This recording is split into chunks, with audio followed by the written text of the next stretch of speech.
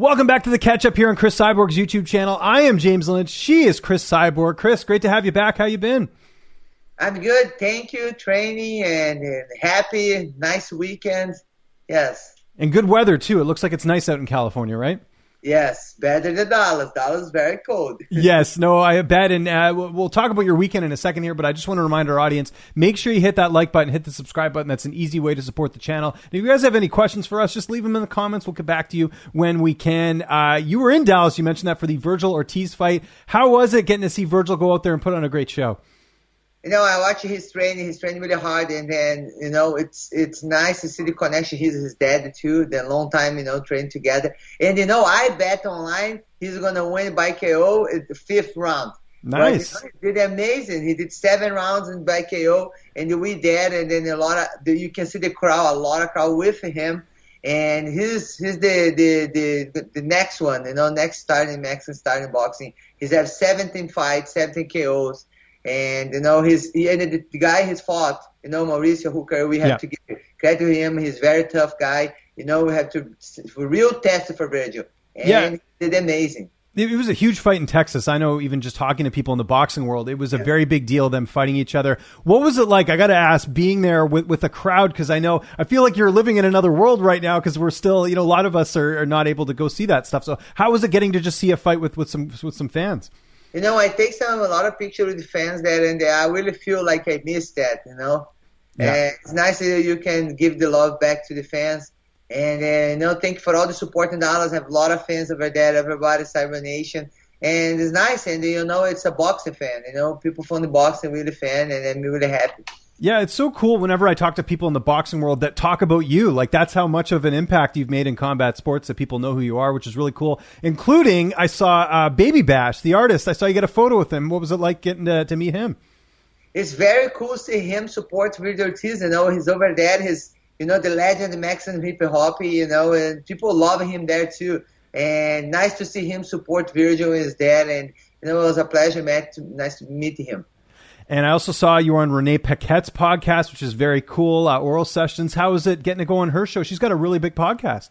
No, I really respect her. She's the one, you know, the woman, you know, in the sport of reporting, and she's really deserves everything she's gotten. And then I like to support the women, you know, working it's tough. You know, we have a lot of guys, and then now we have a woman, and she's having amazing questions too. It's nice when the reporter know about you and do some questions nice.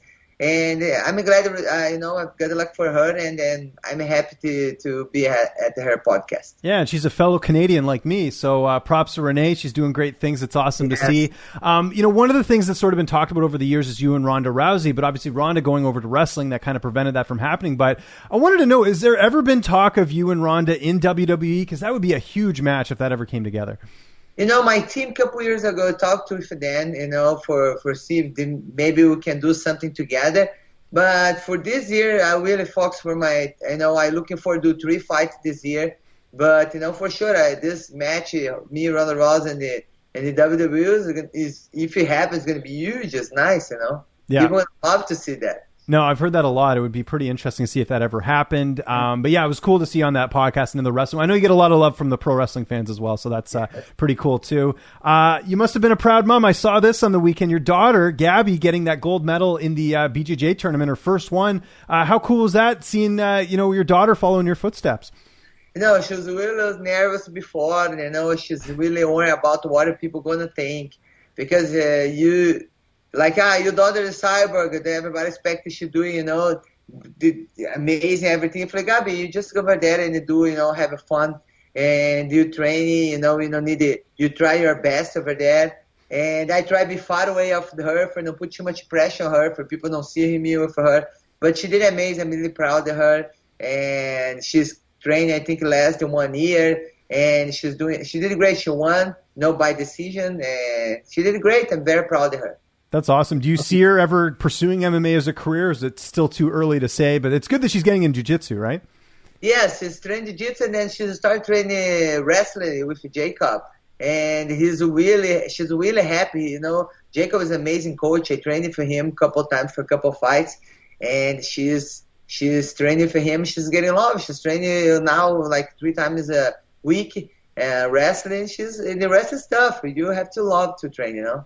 Yeah, no, I agree. How did you guys celebrate after that? Because, you know, mom's got to take her daughter out for something after that, right? Did you go for ice cream or what did you do?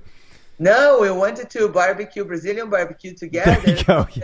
Funny because she's dressed up with gi. She didn't take out the gi for go lunch with us. They were asking, you going to lunch with the gi? She said, yeah, I will. And they're fun. It's so cute. She's lunch with the gi and then with her medal, and she's really happy and excited. That's awesome. Sounds really good. We had a UFC card last weekend. One of the things that I think kind of flew under the radar was we had a fighter, Julija Stoliarenko, coming in at the scale at 135.5. She actually fell off the scale twice. It was pretty scary. It actually got picked up by TMZ, and it was kind of a big deal there. What was your thoughts on that? Because I know you sort of chimed in on Twitter that extreme weight cutting is not the way to go. You know, it's very scary. Everyone, you know, every girl I met, and they say, okay, I want to fight. I always tell them, fight the weight you are. You know, it's if you are amateur, you don't cut weight for fighting. And the thing, because as I was saying, you know, it's very good to have a lot of weights. Women need a lot of weights, no less. It's a lot of weight divisions, you know.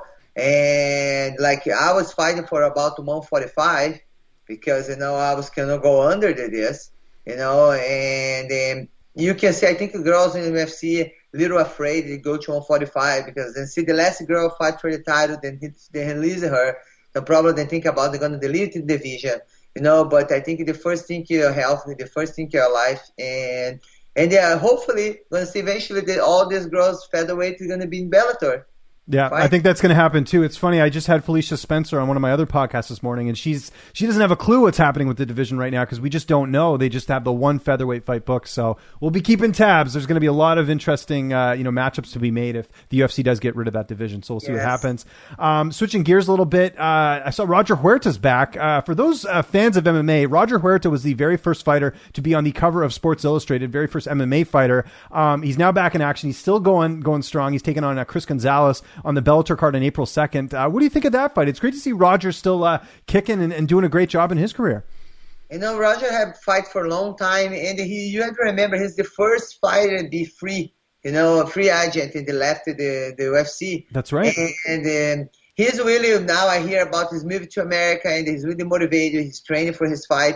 He's going to fight on Tough Guy. You know, Tough Guy is really wanted one big name in his, you know, cartel, and I believe it's going to be a great fight, and I think he's very motivated to this fight, and yes, I'm looking for see April 2. Yeah, and I'm glad you brought that up because that is true. Back in the day, Roger Huerta was like, he was in his prime and he left the UFC to go to Bellator and he fought Eddie Alvarez. Like, it's crazy to think that, you know, how the landscape's changed since then. And it's cool to see that Bellator's, you know, been around to give those fighters others opportunities and give them their worth. Because I think Roger realized that early on, right? That he knew that he wasn't getting the push from the UFC and he was just like, I know I can do better somewhere else. So that's, you know, ended up happening for him. So it's cool to see that he's still fighting in the sport, and that's going to be an awesome fight. We got to talk quickly about Saturday's pay-per-view. We've got the UFC 260 card. Stipe Miocic taking on Francis Ngannou in the rematch. Who do you got in this one, Chris? I'm curious. You know, I am with Stipe. You know, I'm a fan of him. And I saw when he was fighting DC and his loss for DC, and then UFC take 1 year for give the rematch. And this whole year, they always promoted DC as like the GOAT. And after Miocic beat him, you can see they don't make any promotion for him. We don't talk about beat one time. We talk about he beat twice. Yeah. And you don't see any promotion behind the Miocic. Don't tell him he's the GOAT, he's the best fighter in the division. And I'm with him. You know, he's already beat the Francis, and I believe he's going to beat again. And I think UFC hope, you know, Miocic lose for you to take a match with John Jones.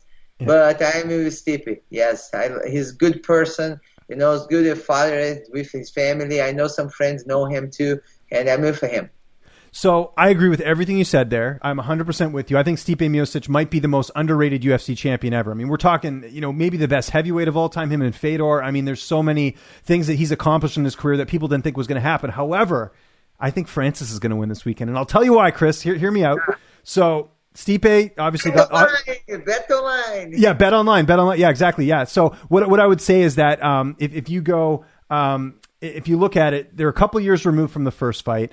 Stipe did get knocked out, right, against Cormier. He's a little bit older. Francis at a better camp now. I think he's at Extreme Couture. He's working with Eric Nixick. I think he might connect this time, and I think this time I think he might finish Stipe. But I'll say this. I would love to see Stipe win for the reasons you just mentioned, because the UFC wants to get him out of there and get Francis and John Jones, right? So we'll see. We'll talk about this next week, Okay, for sure. Yeah, we'll do that. And then we got to do our Portuguese saying of the week now.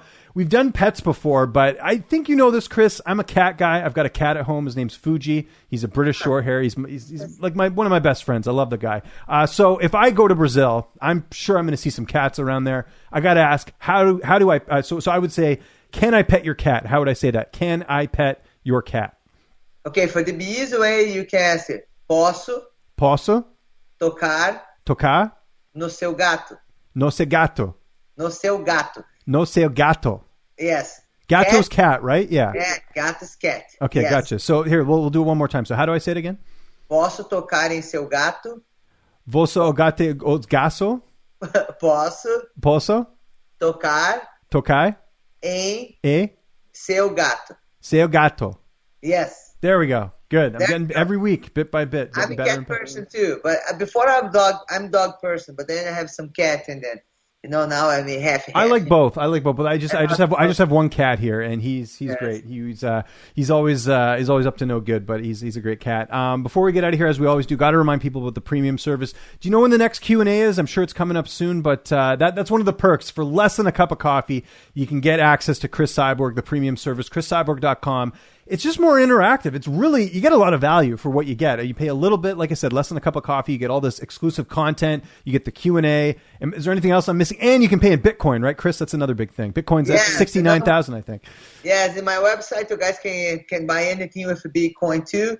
And it's my primary fans. You go over there to sign up to $2.99, less than coffee, like Jen said. Yeah. And I just every Thursday we put Techniques Thursday. And you're free to see every techniques I put. This last week I put the sweep your opponent, and jiu-jitsu. And you guys gonna really love to be with us. And the cool thing, people gonna know something a lot of people don't know. I go talk a lot of secrets, about my behind the scenes stuff. Yeah, everything is nice. I really happy about the group, and I don't know when the next one, but probably it's gonna be soon. Good stuff. Before we wrap things up, what's your plan for the rest of the week? I know you're going to be training lots. Are we getting closer to that fight date? I know there's been Kat Ngannou has her next opponent booked, so I'm assuming you're going to be fighting soon, I would think. Yes, I've been training. I have scheduled fight soon. Bellator is going to release and then tell who's going to be next to the promotion, and I'm really happy and excited. I'm looking for a fight 3 times this year, and be ready for any girls who are ready to fight me. Awesome. By the way, quick shout out to Jason Jackson, who co-hosted this show last week. He's got a really big fight coming up against Neiman Gracie. We're really excited about that. You guys can follow me on Twitter and on Instagram at Lynch on Sports. Always appreciate you guys tuning in every week. Chris, I'll give you the last word. Anything you got to plug, any social media, any sponsors, I'll give you the floor. Guys, if you'd like to sponsor me for my next fight, send an email for CrisCyberMMA@gmail.com. And you guys can go to my website too, CrisCyber.com. You go to my Twitter. You can follow me on my Instagram. You guys can see anything. We give a lot of opportunities for our sponsor and when I promote for my next fight. And I think my event is supposed to be March 27th. Remember, in Cyber Nation, Brazil, and we're gonna have to move it for another date. We don't have date yet. In Brazil is very bad now about the coronavirus and. For health and for be safe, everyone. We're gonna move it forward. And but soon I have the date. I'll let you guys know.